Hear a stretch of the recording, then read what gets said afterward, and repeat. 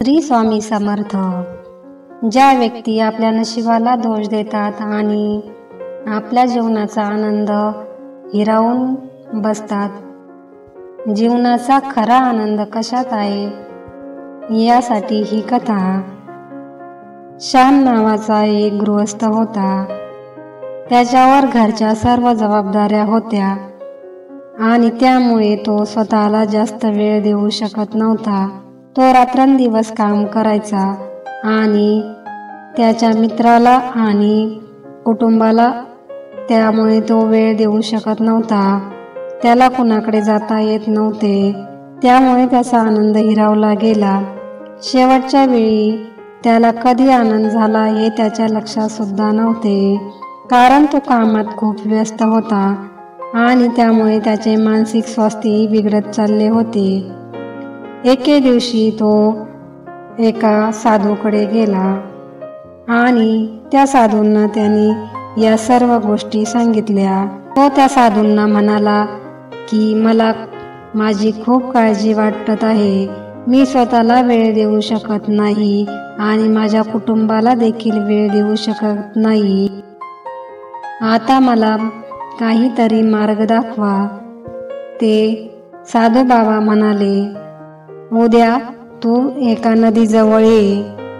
दुसऱ्या दिवशी श्याम ते साधू ज्या नदीजवळ बसले होते, श्याम साधूला म्हणतो की आता काय करायचे ते सांगा।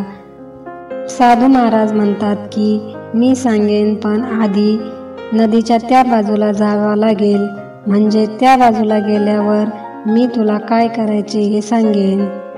मग श्याम म्हणाला की आपण दोघेही नदी पार करून नदीच्या तीरावर पोहोचू। तेव्हा बाबा त्याला म्हणाले की नाही, या नदीचे सर्व पाणी सुकल्यावर आपण नदीच्या त्या काठी जाऊ, तेव्हा आपण दोघेही या नदीतून चालत जाऊ आणि मग मी तुला जीवनाचा आनंद कशात आहे हे सांगेन।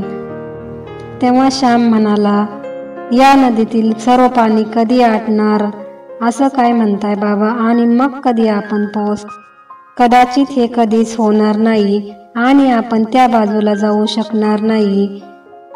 श्याम असे बोलल्यावर साधू महाराज हसत म्हणाले की मी तुला हे समजावून सांगत आहे की माणसाच्या आयुष्यात कधीच जबाबदाऱ्या संपत नाहीत आणि मनुष्य हा म्हणतो की मी माझ्या जबाबदाऱ्या संपल्यावर माझ्या आयुष्याचा आनंद घेईन आणि मग मी स्वतःसाठी वेळ देईन, मग मी मजा करेन। हे कधीच होऊ शकत।